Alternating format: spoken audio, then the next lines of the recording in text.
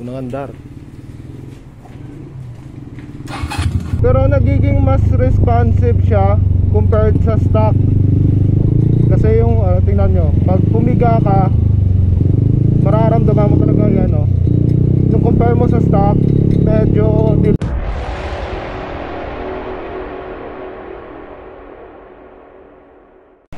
What is up mga bossing? Nandito tayo ngayon sa panibagong content.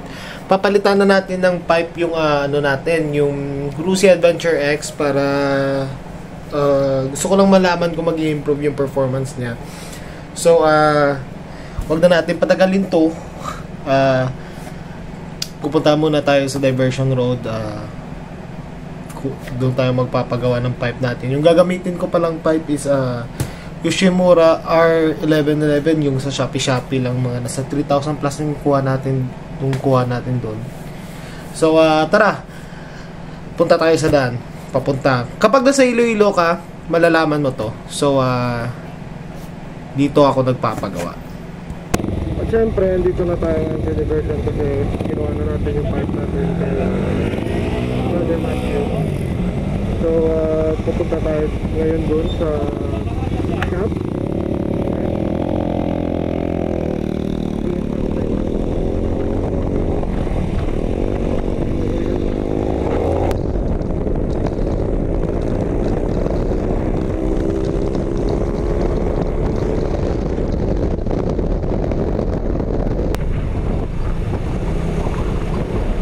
Pupuntang Task North nga. Task North dyan, no? Task North dyan. So andito siya sa kanan natin.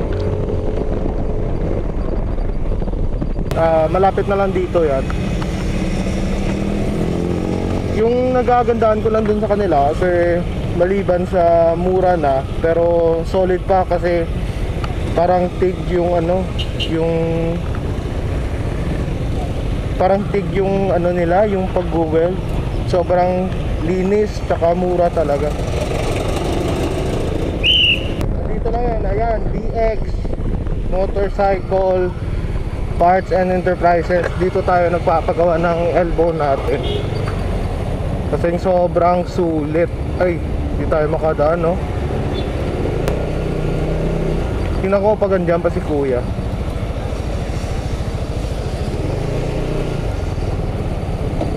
Dito tayo lagi nagpapagawa.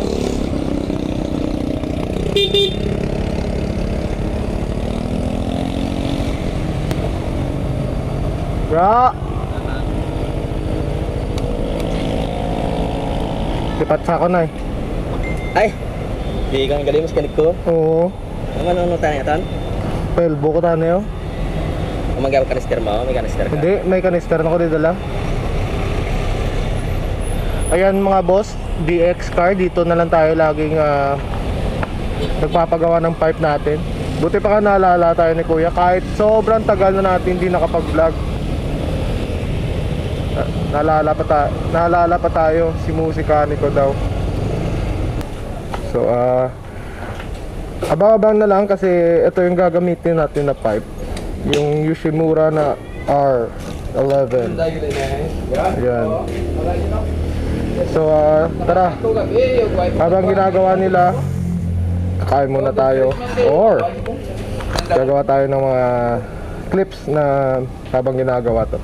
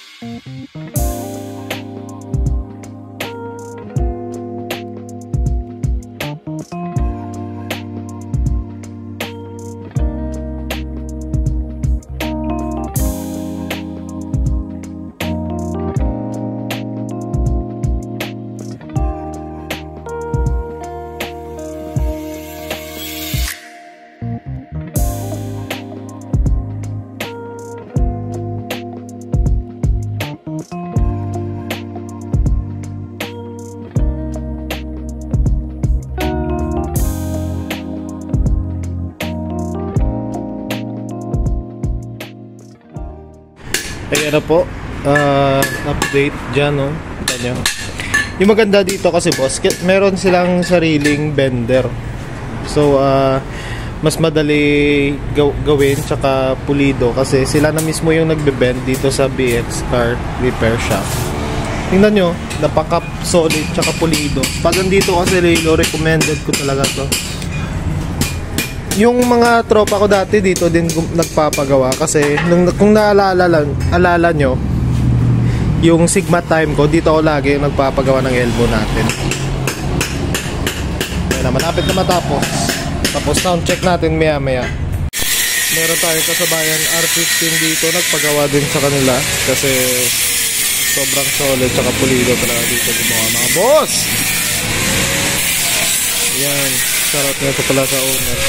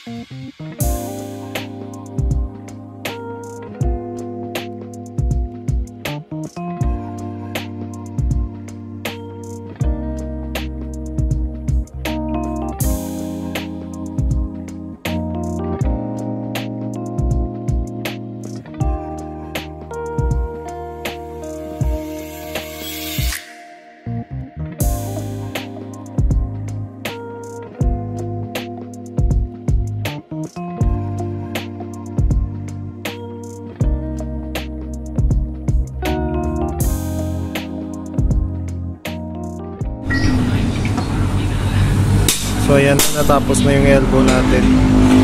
Di pa to tapos boss kasi mga pipinturahan ko pa niyan. Yung team high temp na black. High temp black ay pipintura natin dyan. Yan, yun o. Napakaangas. At syempre dito nilalagay na yung sensor nito dyan. Yun o. Nilalagay niya na. So konti na lang mga master, sound check na natin to kung kamusta yung tunog niya sa Adventure X ni Rusi. Yung sabi nila stock is good, no.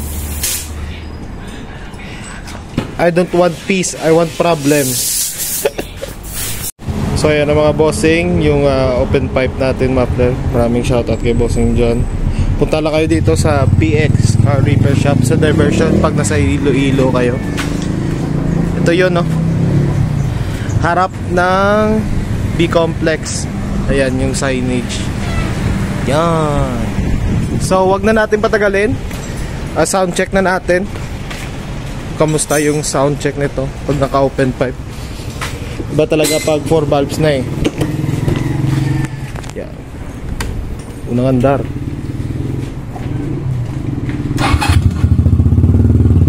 Hey.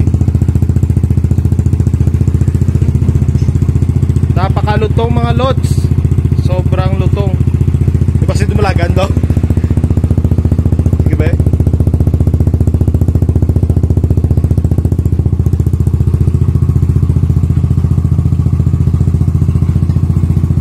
Sobrang ano nga yung parang buong buo yung tunog niya, buong buo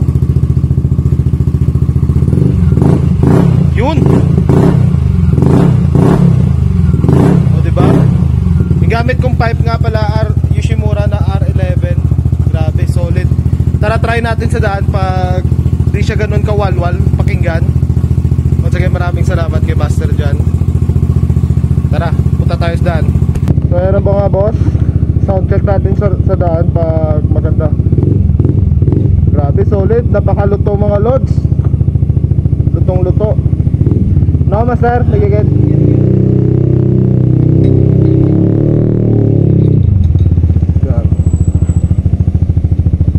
So pag nagbabala kayong mag open pipe sa mga Adventure X nyo, pwedeng pwede, napaka solid oh. Solid yung tunog, sobrang lutong. Yung hindi siya ganun ka maingay kasi malaki yung pipe natin. Pero siguro pag maliit yung pipe nyo, masyadong maingay to.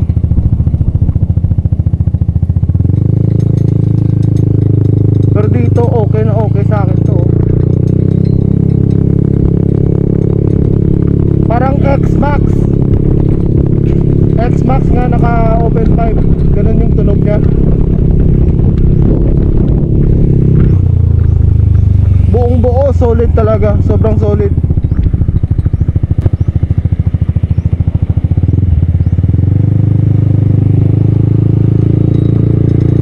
Sobrang solid ng ano, tunog. My God. Pero di pa natin na try to pa gano mag-i-improve yung performance niya. Pero malalaman natin yan mamaya or sa susunod nating vlog. Pero ito lang muna sa ngayon. Sobrang tutong shit. Maganda yung tunog niya mga boss. Sobra. Parang X-Max sa personal. Napakinggan ko na kasi yung tunog ng X-Max na naka-open pipe. Parang ganito yung tunog niya, buong buo. Sobrang buo. Hindi siya yung typical na scooter na napakaingay. Hindi ganun. Hindi siya ganun kaingay. Siguro kasi yung Yoshimura R11 yung gamit natin. Pero siguro pag ibang pipe naman siguro yung gagamitin natin dito, siguro maingay to. Hindi lang ako sure mga boss. Pero hindi siya ganun ka maingay, yung parang maingay sa daan. Hindi, buong buo eh. So sa mga nagbabalak mag open pipe, I suggest siguro na ganito yung gamitin nyo para hindi ganun ka tulis yung ingay niya. Yung tamang tama lang. Pero ibang pipe di ko pa na-try. Pero sa akin sobrang solid to. Yung parang pwede pa kayo mag-usap ng back ride ko. Pero nagiging mas responsive siya compared sa stock. Kasi yung tingnan nyo, pag pumiga ka, mararamdaman mo talaga yan Yung compare mo sa stock, medyo delay siya. Siguro nga kasi hindi na sakal yung exhaust niya. Maliit yung tubo nito eh. Ayan kung nakikita na maliit. So para sa akin goods na goods to. Pero syempre naman, pag bawal sa lokasyon nyo yung open pipe, huwag nyo lang subukan. Baka mapagkamalan baka huliin pa kayo tapos sabihin nyo si musikaniko ayan tuloy, si musikaniko nga nag open pipe.